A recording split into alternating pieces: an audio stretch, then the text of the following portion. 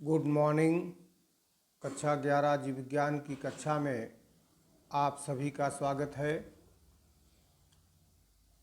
Biology में आपको हमने मोनेरा जगत के बारे में पिछले वीडियो में समझाया था और बताया था कि मोनेरा के अंतर्गत सभी प्रोकैरियोटिक आते हैं जिनमें केंद्रक विकसित नहीं होता, एक कोशिकी होते हैं। यह सबसे आद्य या प्रिमिटिव जीव माने जाते हैं तथा सभी जगह उपस्थित होते हैं, अर्थात यूनिवर्सल होते हैं। यह अत्यंत सूक्ष्म और सरलतम संरचना वाले होते हैं और प्रतिकूल परिस्थितियों में भी जीवित रह सकते हैं। और फिर बताया था कि मोनेरा को दो समूहों में विभाजित किया गया है। पहला आर्कीबैक्टीरिया या आद्य जीवाणु एंशिएंट बैक्टीरिया और दूसरा यू बैक्टीरिया या वास्तविक जीवाणु या ट्रू बैक्टीरिया। इसमें से आपको आर्कीबैक्टीरिया के बारे में समझाया जा चुका है, प्रमुख लक्षणों से अवगत करा चुके हैं और आर्कीबैक्टीरिया को 3 समूहों में विभाजित किया है। तीनों समूहों के बारे में भी आपको बताया जा चुका है। पहला था मेथनोजेंस, दूसरा था हेलोफिल्स और तीसरा था थर्मोएसिडोफिल्स। आज इसी कड़ी में यू बैक्टीरिया या बैक्टीरिया के बारे में आपको अध्ययन करना है। यू बैक्टीरिया क्या होते हैं, इनके वास्तविक लक्षण क्या हैं, इनकी विशेषताएं क्या हैं, ये सब आपको इस हेडिंग्स के अंतर्गत पढ़ना है। तो विज्ञान की वह शाखा जिसमें जीवाणुओं की रचना, आकार, वर्गीकरण, वृद्धि, जनन तथा फिजियोलॉजिकल मेटाबॉलिज्म आदि के विषय में अध्ययन किया जाता है, जीवाणु विज्ञान या बैक्टीरियोलॉजी कहलाती है। सामान्यतः हमारे चारों तरफ के वातावरण में सूक्ष्म जीव माइक्रोब्स निवास करते हैं। ये हमारे दैनिक जीवन को प्रत्यक्ष अथवा अप्रत्यक्ष रूप से प्रभावित करते हैं। जीवाणु एक कोश की सूक्ष्म जीव हैं जिन्हें केवल माइक्रोस्कोप की सहायता से ही देखा जा सकता है।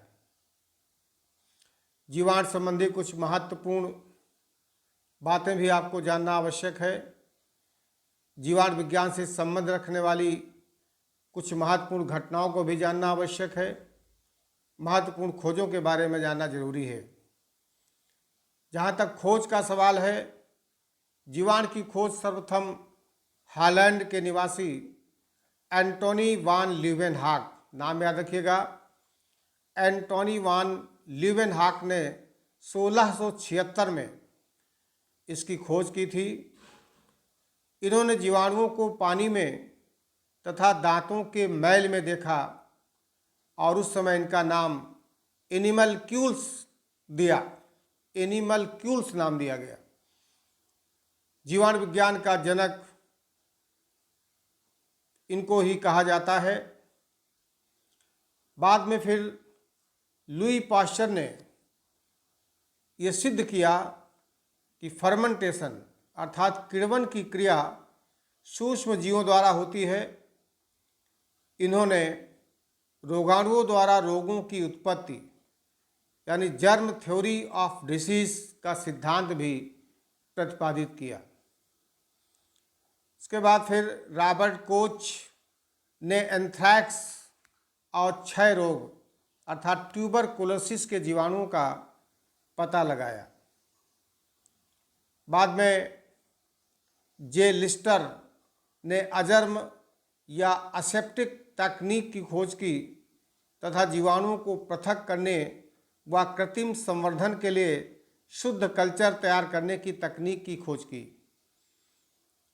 इसके बाद फिर हैंस क्रिश्चियन ग्राम, वैज्ञानिक का नाम है, हैंस क्रिश्चियन ग्राम ने जीवाणुओं को रंगने के लिए ग्राम स्टेन का आविष्कार किया। इसी स्टेन के आधार पर ऐसे जीवाणु जो इस स्टेन को ग्रहण करते थे उन्हें इन्हीं के नाम पर ग्राम पॉजिटिव, और जो इस स्टेन को ग्रहण नहीं करते थे उन्हें ग्राम नेगेटिव का नाम दिया। तत्पश्चात यल्सी कैलमेटी ने बीसीजी के टीके की खोज की। इस तरह से जीवाणु के संबंधित कुछ महत्वपूर्ण जानकारियां थी जो जानना आवश्यक था। अब आता है जीवाणुओं के सामान्य लक्षण। जीवाणु के कौन कौन से मुख्य लक्षण हो सकते हैं, इन्हें भी जानना आवश्यक है। सबसे पहला तो जीवाणु अत्यंत सरल एक कोश की प्रोकैरियोटिक सूक्ष्म जीव होते हैं। जीवाणु जल, थल, वायु आदि सभी स्थानों पर मिलते हैं। अधिकांश जीवाणु अपना भोजन स्वयं नहीं बना पाते हैं। ये मृतोपजीवी यानी सैप्रोफाइट्स या परजीवी यानी पैरासाइट्स होते हैं।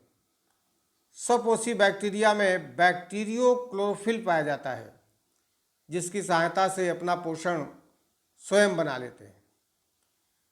जीवाणु कोशिका में नीले हरे शैवालों की तरह यानी ब्लू ग्रीन एल्गी की तरह वास्तविक केंद्रक नहीं मिलता।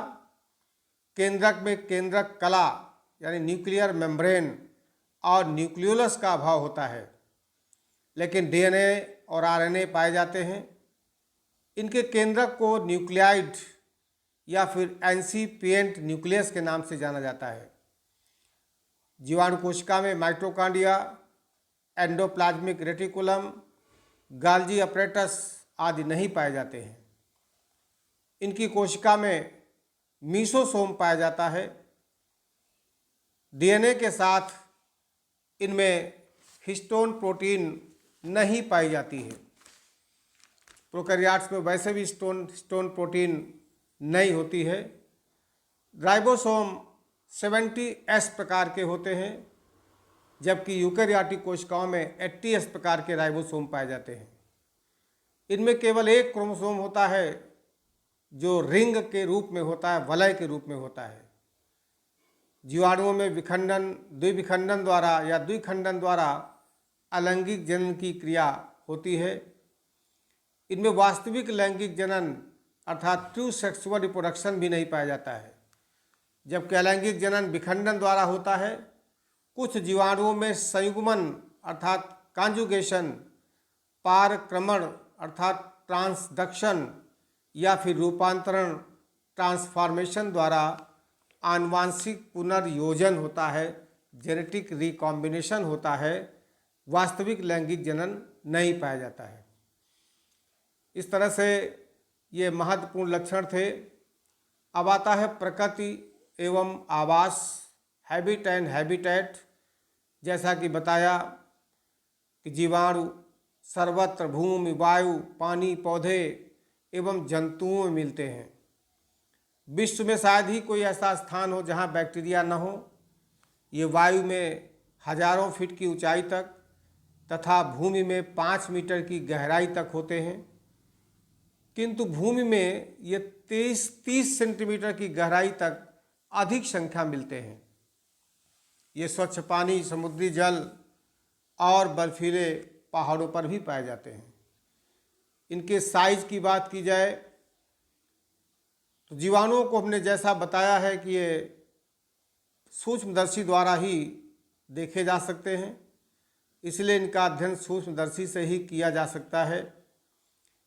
इनके माप की इकाई माइक्रोन होती है और इनका माप इनके आकार पर निर्भर करता है।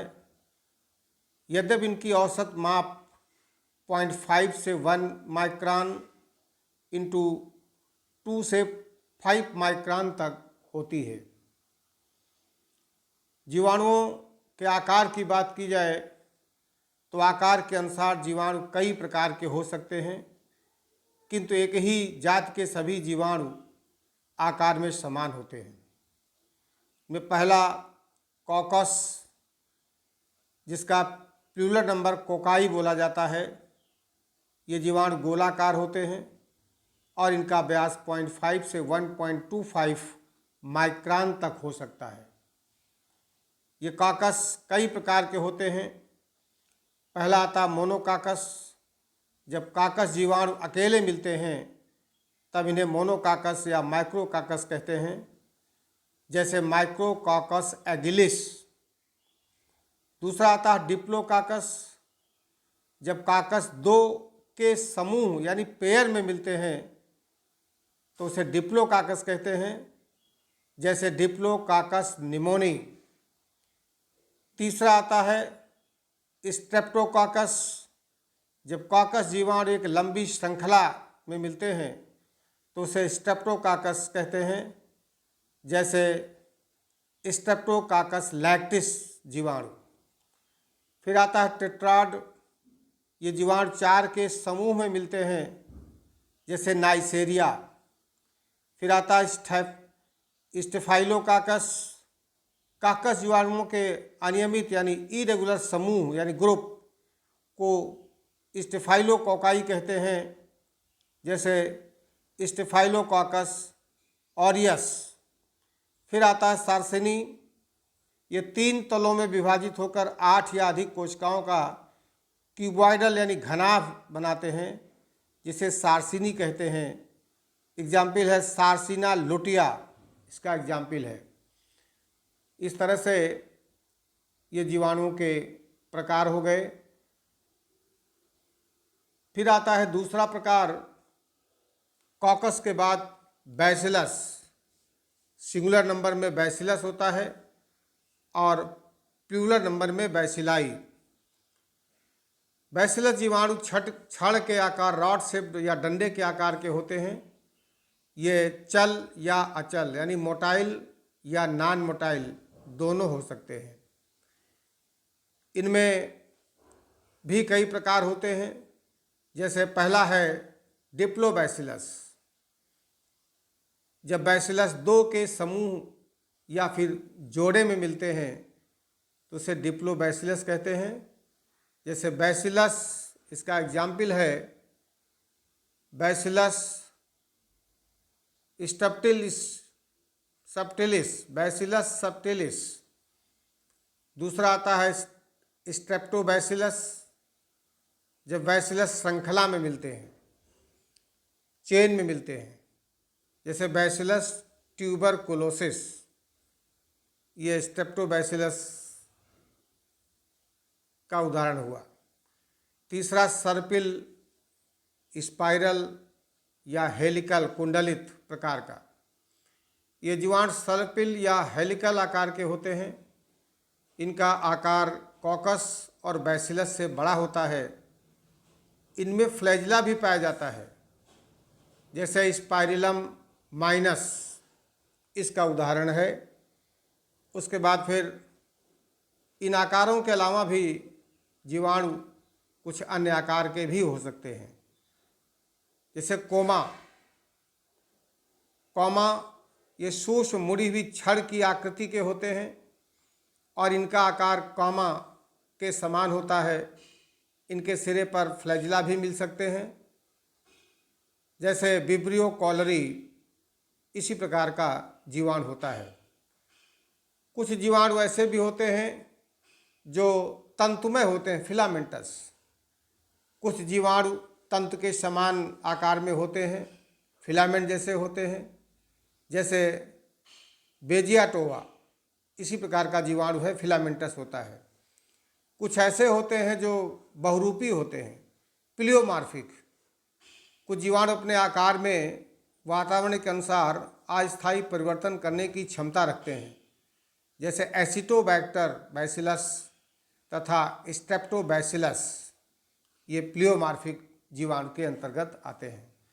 आप अपनी स्क्रीन पर विभिन्न प्रकार के जीवाणुओं के आकार देख सकते हैं, जिसमें डिप्लोकोकाई, जिसका एग्जाम्पल स्ट्रेप्टोकाकस निमोनी है, स्ट्रेप्टोकोकाई जो चेन में है, टेट्राड जो 4 के समूह में है, स्टेफिलोकोकाई जिसका एग्जाम्पल स्ट्रेप्टोकाकस ऑरियस है, सार्सिना जिसका एग्जाम्पल सार्सिना वेंट्रिकुली है। चेन ऑफ बैसिलाई में bacillus anthracis, flagella rod shaped में साल्मोनेला टाइफी जो जीवाणु टाइफाइड करता है, स्पोर फार्मन क्लास्ट्रीडियम बॉटुलिनम, विब्रियोज में विब्रियो कॉलरी और स्पाइरिला में हेलिकोबैक्टर पाइलोरी और स्पाइरोचीट्स में ट्रिपोनीमा पैलिडम। ये जीवाणुओं के विभिन्न आकार आप अपनी स्क्रीन पर देख रहे हैं, इन्हें कॉपी में भी बना लीजिएगा। अब आता है जीवाणु कोशिका की संरचना, स्ट्रक्चर ऑफ बैक्टीरियल सेल। एक जीवाणु कोशिका आप अपनी स्क्रीन पर देख रहे हैं, इसको थोड़ा जूम करके भी देखिएगा तो आपको इसके स्ट्रक्चर में बहुत सारी चीज़ें स्पष्ट रूप से दिखाई पड़ रही हैं। जैसा कि आप जानते हैं, जीवाणु यूनिसेलुलर यानी एक कोशिकीय सूक्ष्म जीव हैं। इनकी कोशिका प्रोकैरियोटिक प्रकार की होती है। कोशिका भित्ति स्पष्ट होती है जो कि एक श्लेष्मी आवरण यानी स्लाइम लेयर अथवा कैप्सूल से ढकी हो सकती है। इनकी संरचना का अध्ययन करने के लिए इलेक्ट्रॉन सूक्ष्मदर्शी की आवश्यकता होती है और एक नई तकनीक स्टेनिंग तकनीक की सहायता से भी इनका अध्ययन किया जा सकता है। जीवाणु कोशिका में सबसे पहला आता है स्लाइम लेयर, स्लाइम परत या कोशिका भित्ति के बाहर एक आवरण के रूप में मिलती है। इसमें पॉलीसैकेराइड जैसे डेक्स्ट्रॉन, लिवॉन्स, अमीनो एसिड से निर्मित पॉलीपेप्टाइड चेन होती है। पॉलीसैकेराइड से बने बाह्य आवरण को ही स्लाइम लेयर के नाम से जाना जाता है। लेकिन इसमें यदि कुछ नाइट्रोजन युक्त पदार्थ होते हैं तो इसे कैप्सूल कहेंगे और इस परत को ग्लाइकोकैलिक्स के नाम से जाना जाता है। स्लाइम परत ढीली पतली होती है, जबकि पॉलीसैकेराइड पॉलीपेप्टाइड की उपस्थिति के कारण कैप्सूल मोटी और कठोर होती है। कैप्सूल भक्षी कोशिकाओं जैसे WBC से जीवाणुओं की रक्षा होती है। उसके बाद फिर आता है जीवाणु की कोशिका भित्ति सेल वॉल। कोशिका भित्ति की संरचना यूकेरियोटिक कोशिका से भिन्न होती है तथा कोशिका भित्ति दृढ़ अर्थात रिजिड होती है। ग्राम पॉजिटिव और ग्राम निगेटिव की भित्ति की मोटाई और रासायनिक संरचना में भी अंतर होता है। ग्राम निगेटिव की भित्ति 10 से 15 नैनोमीटर तक मोटी होती है और इसमें लगभग 10 से 15% पेप्टिडोग्लाइकान, 3% फास्फोलिपिड और 15% प्रोटीन और लगभग 50% लिपोपॉलीसैकेराइड पाए जाते हैं। जबकि ग्राम पॉजिटिव जीवाणु की कोशिका भित्ति 20 से 25 नैनोमीटर तक मोटी होती है। इसमें 20 से 80% पेप्टिडोग्लाइकान और कुछ मात्रा में प्रोटीन तथा पॉलीसैकेराइड या लिपोपॉलीसैकेराइड मिल सकते हैं। कोशिका भित्ति के बाहर की तरफ टिकोइक एसिड पाया जाता है।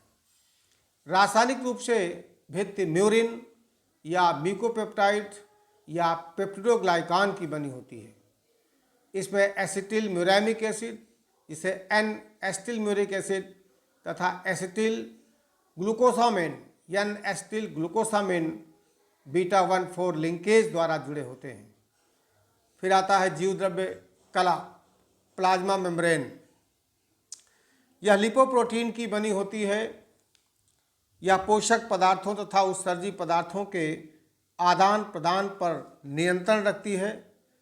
यह झिल्ली अर्धपारगम्य में होती है। इसके इन फोल्डिंग्स से मीसोसोम बनते हैं। कोशिका भित्ति और जीवद्रव्य कला के बीच के स्थान को पेरीप्लाज्मिक स्थान या पेरीप्लाज्मिक स्पेस कहते हैं और इसमें लगभग 60% प्रोटीन, 30% लिपिड और 10% कार्बोहाइड्रेट पाया जाता है। फिर आता है मीसोसोम। मीसोसोम मुख्यतः ग्राम पॉजिटिव जीवाणुओं में मिलते हैं। आमतौर पर ये ट्यूबुलर यानी नलिकावत या वेसिकुलर होते हैं। इनकी रासायनिक संरचना जीवद्रव्य कला के समान होती है। इनमें श्वसन के लिए आवश्यक एंजाइम मिलते हैं। इनके कार्य की तुलना यूकेरियोटिक कोशिका के माइटोकॉन्ड्रिया से की जा सकती है। कोशिका विभाजन व अंतःबीजाणु बनने के समय क्रॉस भित्ति बनाने में इनका महत्वपूर्ण योगदान होता है।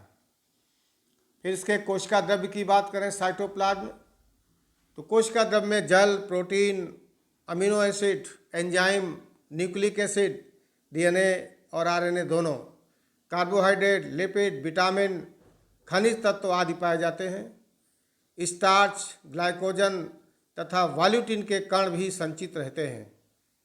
कुछ विशेष प्रकार के जीवाणुओं में सल्फर और आयरन भी पाया जाता है। फिर कोशिका द्रव्य के बाद जीवाणु कोशिका में mitochondria, endoplasmic reticulum, Golgi bodies, centrosome आदि नहीं पाए जाते हैं। केंद्रक क्षेत्र तथा शेष भाग में आरएनए अधिक मिलता है। प्रकाश संश्लेषी जीवाणुओं में क्रोमेटोफोर मिलते हैं, किंतु ये यूकेरियोटिक कोशिका में मिलने वाले क्लोरोप्लास्ट से अलग प्रकृति के होते हैं। राइबोसोम की बात की जाए तो राइबोसोम ये प्रोटीन और आरएनए के बने होते हैं।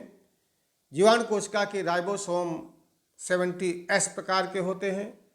प्रत्येक 70S राइबोसोम 30S और 50S दो उप इकाइयों अर्थात सब यूनिट्स का बना होता है, जो कि प्रोटीन संश्लेषण की क्रिया में भाग लेते हैं।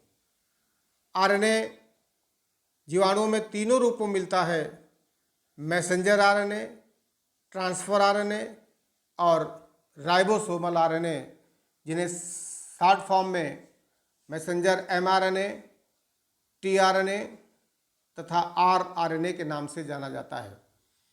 इस तरह से अगला स्ट्रक्चर आता है न्यूक्लियोइड। जीवाणु कोशिका में केंद्रक नहीं होता। इनमें आनुवांशिक पदार्थ एक गोलाकार डीएनए अणु के रूप में होते हैं। इसके साथ हिस्टोन प्रोटीन नहीं पाई जाती। यह कोशिका द्रव्य में नग्न डीएनए के रूप में पड़ा होता है और आरएनए पॉलीमरेज और नॉन हिस्टोन प्रोटीन के साथ कुंडलित रहता है। इसे प्रोक्रोमोसोम भी कह सकते हैं। इसके चारों ओर केंद्रक कला नहीं होती और न्यूक्लियोलस भी अनुपस्थित होता है। इस प्रकार के अपूर्ण केंद्रक को हम इंसिपिएंट न्यूक्लियस या फिर इसे ही न्यूक्लियोइड का नाम दिया जाता है। उसके बाद फिर प्लाज्मिड। कुछ जीवाणुओं जैसे ई कोलाई में मुख्य डीएनए के अतिरिक्त एक छोटा वृत्ताकार द्विकुंडली डीएनए होता है, जिसे अतिरिक्त आनुवांशिक पदार्थ या एक्स्ट्रा क्रोमोसोमल जेनेटिक मटेरियल अथवा प्लाज्मिड के नाम से जाना जाता है। प्लाज्मिड मुख्य गुणसूत्र डीएनए से अलग रह सकता है। ये जीवाणु से अलग होकर जीवाणु की अनुपस्थिति में भी कार्य करता है या कर सकता है तथा इसका द्विगुणन स्वतंत्र रूप से होता है। और प्लाज्मिड में भी कुछ प्रकार होते हैं, इन्हें भी जानना जरूरी है। जैसे एक होता है यफ फैक्टर। यफ फैक्टर जिसे हम फर्टिलिटी फैक्टर कहते हैं, ये लैंगिक जनन में सहायता करते हैं। जिन जीवाणुओं में यफ फैक्टर पाया जाता है उन्हें एफ पॉजिटिव यानी डोनर तथा जिसमें नहीं पाया जाता उन्हें एफ निगेटिव यानी रेसिपिएंट यानी ग्राही कहते हैं। एफ प्लस वाले जीवाणु पिलई बनाते हैं, जिसमें संयुग्मन नाल या कॉन्जुगेशन ट्यूब का निर्माण होता है। दूसरा होता है आर फैक्टर। इसे रेजिस्टेंट फैक्टर या प्रतिरोधी फैक्टर कहते हैं। ये जीवाणु को नष्ट होने से बचाने के लिए प्रतिरोधक क्षमता प्रदान करते हैं। विशेष रूप से यह प्रतिरोधी क्षमता किसी औषधि विशेष एंटीबायोटिक, कोई भी एंटीबायोटिक के प्रति होती है। तीसरा कॉल फैक्टर, इसे कालोसिनोजेनिक फैक्टर के नाम से जाना जाता है। ये उन जीवाणुओं में सामान्यतः मिलते हैं जिसमें एंटीबायोटिक बनाने की क्षमता पाई जाती है। ये जीवाणु कॉलिसिन नामक रसायन का निर्माण एवं स्राव करते हैं। एपिसोम जब प्लाज्मिड मुख्य डीएनए से जुड़ा होता है तब इसे एपिसोम कहते हैं और इस प्रकार के जीवाणु को हाई फ्रीक्वेंसी रिकॉम्बिनेशन कोशिका के नाम से जाना जाता है। फिर फ्लैजिला की बात करें। फ्लैजिला फ्लैजिलिन प्रोटीन से बने होते हैं तथा इनके द्वारा जीवाणु में चलन होता है, लोकोमोशन होता है। इनमें यूकैरियोटिक फ्लैजिला की तरह 9+2 की संरचना नहीं पाई जाती। प्रत्येक फ्लैजिला 3 भागों से मिलकर बना होता है। पहला बेसल ग्रेन्यूल, दूसरा हुक और तीसरा मेन फिलामेंट या मुख्य तंतु। फिर आता है पिलई या फिम्ब्री। प्राय ग्राम निगेटिव जीवाणुओं की कुछ जातियों में फ्लैजिला के अलावा कोशिका भित्ति से अनेक सूक्ष्म दृढ़ तथा सीधे नलिकाकार उपांग निकले होते हैं जो रोममय होते हैं। इन्हीं उपांगों को पिलई या फिम्ब्री के नाम से जाना जाता है। पिलई फिम्ब्री की अपेक्षा अधिक लंबी होती है। पिलई दाता जीवाणु कोशिका के डीएनए को ग्राही जीवाणु कोशिका में स्थानांतरित करने के काम आती है। इनको सेक्स पिलाई भी कहा जा सकता है। फिम्ब्री की संख्या 300 से 400 प्रति कोशिका हो सकती है। ये जीवाणु को परपोषी के ऊतक से चिपकने में सहायता प्रदान करते हैं। इनकी सहायता से जीवाणु आपस में तथा ठोस सतह से चिपक पाते हैं। इस तरह से आज के इस वीडियो के माध्यम से जीवाणु संरचना को समझाने का प्रयास किया है। जीवाणु किस प्रकार की संरचना वाले होते हैं, जीवाणुओं में क्या क्या पाया जाता है, जीवाणु की प्रकृति और आवास क्या है, इनका साइज क्या है, इनका आकार क्या है, आकार के अनुसार जीवाणु कितने प्रकार के हो सकते हैं। ध्यानपूर्वक इस वीडियो को सुनिएगा और नोट्स कॉपी में लिख लीजिएगा। बहुत बहुत धन्यवाद।